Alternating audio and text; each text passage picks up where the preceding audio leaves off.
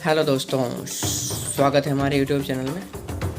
आज के वीडियो में हम जो बताने वाले हैं यूज ऑफ ए एंड दा के बारे में बताने वाले हैं। तो आज हम सीखेंगे। इसके पहले हमने आप लोग को बता चुके हैं सेल बी, विल बी, ई जा रहे हैं, ये सब बाज बेर मैंने बता चुका हूँ। तो आज हम जो देखने वाले हैं ए एंड दा का वीडियो देखेंगे। इससे पहले जो बच्चे हमारे चैनल पे आज पहली बार आए हैं उन समय कहूँगा हमारे चैनल को आप सब्सक्राइब कीजिए, जितना जितना ज़्यादा हो सकता है शेयर कीजिए, लाइक कीजिएगा, कमेंट कीजिएगा, क्योंकि इसमें आपको एक से एक वीडियो मिलने वाला है और काफ़ी इम्पोर्टेंट है। जो बच्चे ट्रांसलेशन में कमज़ोर हैं उनके लिए भी ज़्यादा महत्वपूर्ण है। तो आज देखेंगे सबसे पहले हम use of a. Use of a में क्या है? ए का यूज किसी भी कॉन्सोनेंट साउंड से शुरू होने वाले शब्दों के पहले किया जाता है। ए का जो प्रयोग किया जाता है किसी भी कॉन्सोनेंट साउंड से शुरू होने वाले शब्दों के पहले किया जाता है। कॉन्सोनेंट साउंड मतलब व्यंजन ध्वनि। कॉन्सोनेंट साउंड का मतलब हो गया व्यंजन ध्वनि। व्यंजन ध्वनि जैसे आपका हो गया क, ख, ज्ञ, ये सब हो गया आपका व्यंजन ध्वनि। तो हम ध्यान रखेंगे कि व्यंजन ध्वनि जो भी कॉन्सोनेंट साउंड व्यंजन ध्वनि से स्टार्ट हो वो हमारा क्या होता है, उसमें हम ए का प्रयोग करेंगे।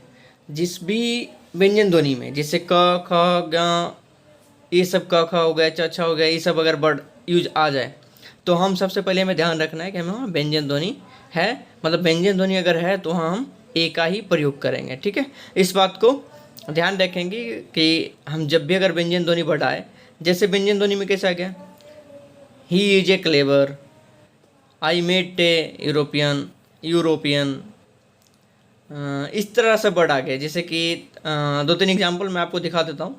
ठीक है, तो हम क्या करेंगे, जैसे यूरोपियन है तो यू हम वर्ड बोलेंगे तो क्या आता है, यू वर्ड आता है, मतलब यूरोपियन, यू उसमें आ रहा है। ये क्लेवर है, जैसे कह रहा है ही जे क्लेवर मतलब सी सा प्रयोग हो रहा है, सा का प्रयोग हो रहा है, सा का प्रयोग हो रहा है, मतलब सा का प्रयोग हो रहा है। इसका मतलब हो गया कि वो व्यंजन ध्वनि से आ रहा है। जैसे क ख ज्ञ के अंदर आ रहा है तो मतलब क्या हो गया, वो सा के अंतर्गत आ गया। तो हमारा वो वर्ड जो हो गया वो उसमें जहाँ जैसी आ गया तो उसको हम ध्यान रखेंगे कि अगर ये वर्ड सा के अंतर्गत आ रहा है या क ख ज्ञ के अंतर्गत आ रहा है तो वर्ड हमारा हो जाएगा क्या कि व्यंजन ध्वनि है, उसके पहले हम ए का प्रयोग करेंगे। इस चीज़ का हम ध्यान रखेंगे। ठीक है, नेक्स्ट पॉइंट देखेंगे हम एन का प्रयोग कहाँ करेंगे। तो एन का प्रयोग जो हमारा है लिखेंगे यूज ऑफ एन का प्रयोग। एन का प्रयोग यूज किसी भी वॉवेल साउंड से शुरू होने वाले, एन का यूज किसी भी वॉवेल साउंड से शुरू होने वाले शब्दों के पहले किया जाता है, शब्दों के पहले किया जाता है। जैसे वॉवेल साउंड मतलब स्वर ध्वनि, वॉवेल साउंड मतलब स्वर ध्वनि। इसमें हमें ध्यान रखना है स्वर में कि इसमें जो हमारा आ जाता अ ई यू अंग तक जो हमारा आ जाता है, ये हमारा क्या हो गया, आ से अह तक, वो हमारा क्या हो गया, स्वर ध्वनि। ऐसे हम लोग जानते हैं कि वॉवेल टोटल 5 होता है, ए ई आई ओ यू, उसे हम भूल जाएंगे जब तक हमने पढ़ा वहीं तक। लेकिन अब हमें पॉइंट क्या रखना है कि एन का यूज कहाँ है, तो अ से अह तक जितना वर्ड आएगा उसमें हमारा क्या होगा, एन का प्रयोग होगा। उसमें जैसे दिस इज एन एलिफेंट, ई का वर्ड आ रहा है, मतलब ए का वर्ड आ रहा है। एलिफेंट मतलब ई का प्रयोग अगर ए आ रहा है, देखो पुकारो करोगे तो ए ई, अगर अ ई के अंदर पूरा आ रहा है तो उसका मतलब क्या है कि उसमें एन का प्रयोग होना है, उसमें क्या है, एन का प्रयोग होना है। इस चीज़ को हमें ध्यान रखना है। ठीक है, तो इस तरह से ए एन का प्रयोग मुझे लगता है कि आप लोग अब बना दोगे। अब देखेंगे हम कुछ द का प्रयोग, कि द का प्रयोग कहाँ होता है। द का प्रयोग जो है इसमें कुछ पॉइंट्स हैं। सबसे पहले आप पॉइंट्स याद रखिएगा। पॉइंट्स अगर आप याद रखिएगा तो ज़्यादा बेटर आपको होगा। ठीक है, तो द का प्रयोग में हम पहला पॉइंट देखेंगे। पहला पॉइंट में है पूर्व निर्धारित वस्तु या व्यक्ति के पहले, जो पहले से निर्धारित है।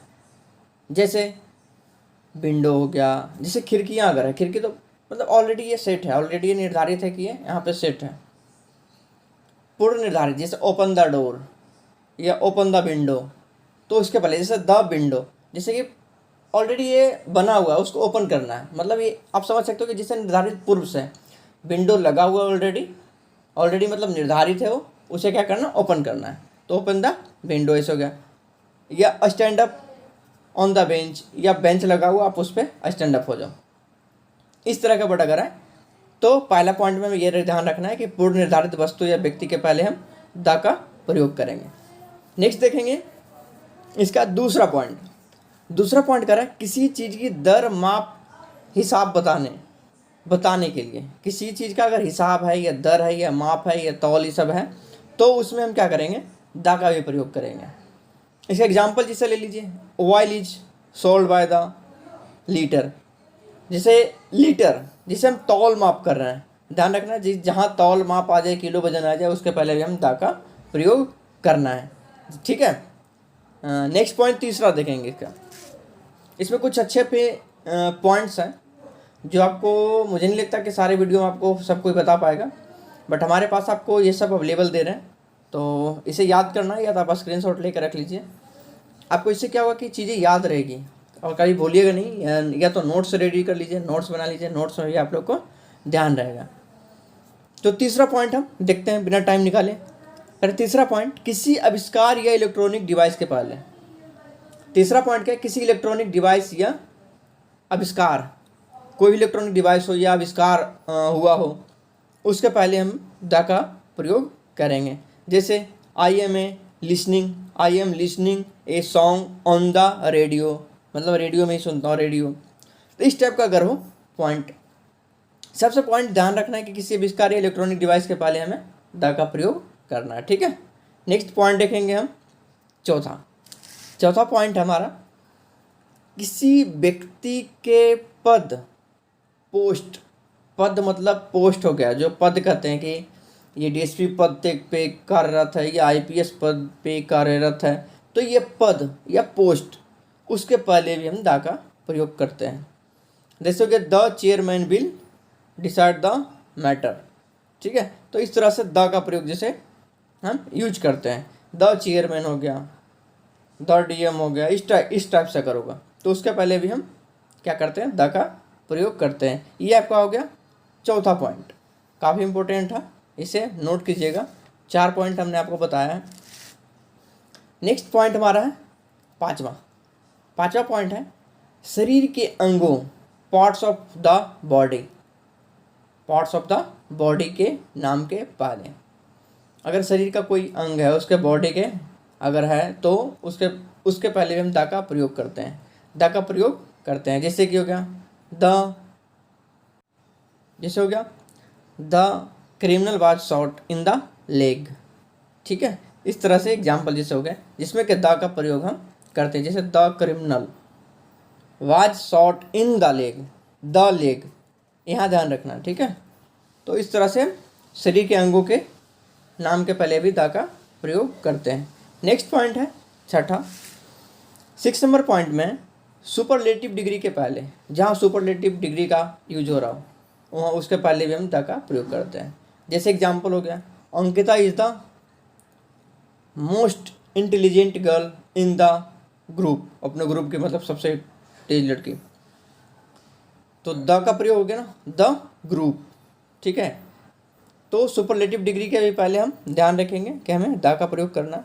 नेक्स्ट देखेंगे सातवां पॉइंट हमारा है यूनिक और फेमस वस्तुओं के लोगों के पहले, यूनिक और फेमस वस्तुओं और लोगों के पहले, जो यूनिक मतलब फेमस लोग हैं, जो यूनिक चीज़ें, नया चीज़ जैसे यूनिक आया है या फेमस चीज़ें हैं, तो उसके पहले भी हम द का प्रयोग करेंगे, ठीक है।